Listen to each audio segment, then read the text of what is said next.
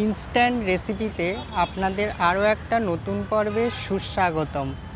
প্রথমে একটি পাত্রে পেঁয়াজ কুচি 3 টেবিল চামচ, কাঁচা লঙ্কা কুচি স্বাদমতো, কুমড়োর বুকা 400 গ্রাম বীজ ছাড়িয়ে নিতে হবে।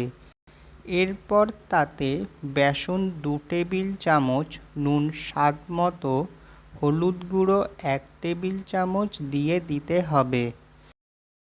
তারপর তাতে গরম মশলার গুঁড়ো 1 টেবিল চামচ ও চাল বাটা 1 বাটি দিয়ে ভালো করে মেখে নিতে হবে ও কাবাবের শেপে গড়ে দেখে নিতে হবে টাইট হলো কিনা।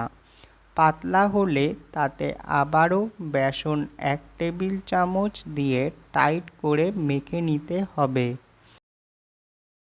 এরপর গ্যাস বার্নার জ্বালিয়ে কড়াই গরম করে তাতে সাদা তেল দিয়ে ছোট ছোট কাবাবের শেপে গড়ে এপিট ওপিট ভালো করে ভেজে নিয়ে ইচ্ছে মতো স্যালাড দিয়ে পরিবেশন করুন কুমড়ার বোকার কাবাব।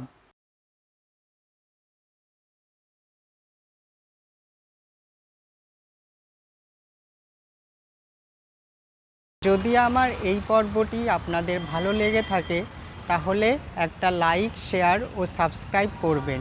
অন্যান্য ভিডিও যদি দেখতে চান তাহলে পাশে থাকা নোটিফিকেশান বেল আইকনটি বাজিয়ে রাখবেন, যাতে আমার কোনো ভিডিও আপলোড করা মাত্র আপনার কাছে পৌঁছে যায়। এবং আমার এই চ্যানেলের লিংক পাবেন নিচের ডেসক্রিপশান বক্সে ও ওপরের আই বাটনে। এছাড়া পাবেন এই ভিডিওর এন্ড স্ক্রিনে। ভালো থাকবেন, দেখা হবে পরবর্তী পর্বে।